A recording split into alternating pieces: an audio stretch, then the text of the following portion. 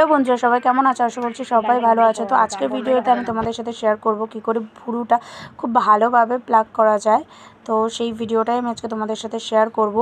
আর যার ভুরুতে আজকে আমি করছিলাম তার স্কিনটা প্রচণ্ড পাতলা। তো এরকম পাতলা স্কিনে ভুরু তোলাটা প্রচণ্ড ডিফিকাল্ট, বিকজ একটু হলেই রক্ত বেরিয়ে যায়। তবে আমি খুবই সাবধানতার সাথে করেছিলাম, যার জন্য ওর ভুরুতে থেকে বা স্কিন থেকে কোনো একটুখানি র্যাশও বেরোয়নি, প্লাস কোনো কেটেও যায়নি কোনো জায়গাতে। তো ভুরু তোলার জন্য সবথেকে ইম্পর্টেন্ট সেটা হচ্ছে ভালো করে ভুরু তোলার জন্য যে সুতোটা, সেই সুতোটাকে হাতে ভালো করে প্যাঁচাতে হবে। সেটা তোমরা আড়াই প্যাঁচও করতে পারো, অনেকে এটার বেশিও করে, কিন্তু আমার কাছে মনে হয় আড়াই প্যাঁচ করলে খুব ভালো হবে। সুতোটাকে এক হাতে ধরে একটা সুতোকে দাঁতের মধ্যে, মানে সুতোর যে মুখটা সেটা দাঁতের মধ্যে চেপে ধরতে হবে, আর আরেকটা হাত দিয়ে সেই যে সুতোটা পুরোটাকে এরকম পেঁচিয়ে আড়াই প্যাঁচ করে নিতে হবে।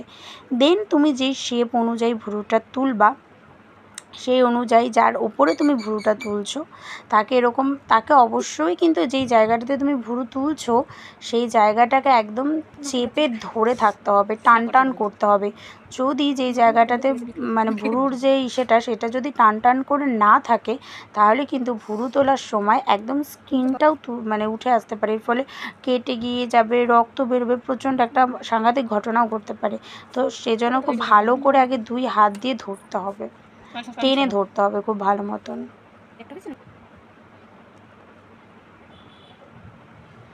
তারপর সুতোটা অনুযায়ী ভালো করে ভুরুটাকে টেনে নিয়ে গিয়ে পশমের ঠিক বিপরীত দিকটাতে ভুরুটাকে তুলতে হবে, মানে নিচ থেকে ওপরের দিকে পশমটাকে টানতে হবে, সুতোর মধ্যে পশমটাকে নিতে হবে। এটা মনে রাখবে যে সুতোর মধ্যে যেইটুকুনো পশম থাকবে সেইটুকুনো পশমই কিন্তু উঠবে। আর ভুরু তোলার ক্ষেত্রে সবার আগে পাউডার দিয়ে নিতে হবে। পাউডার দিয়ে নিলে পরে ভুরুগুলো খুব সহজেই তোলা যাবে। আর তারপরে এই যেই জায়গাটাতে তুমি করবে, শেপটা যেই অনুযায়ী নেবে, শেপটাকে একদম সুতো অনুযায়ী আগে টেনে নিতে হবে।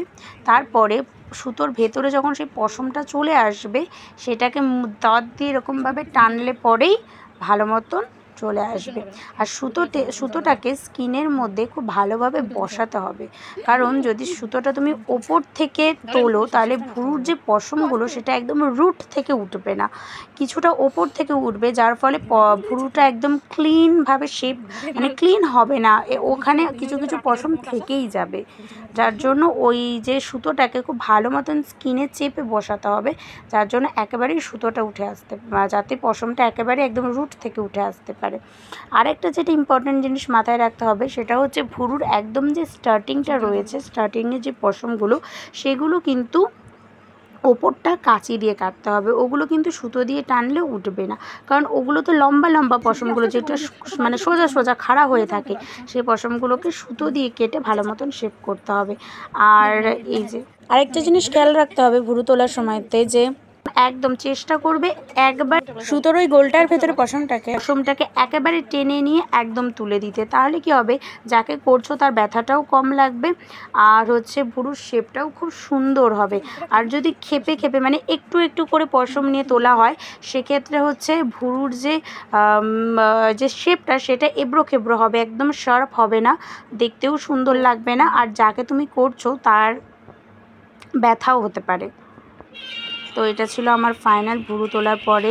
দেখো ওর কোনো জায়গায় একটু র্যাশও বেরোয়নি, একটু কেটেও যায়নি। তো তোমরা জানিও কেমন লাগলো ভিডিও।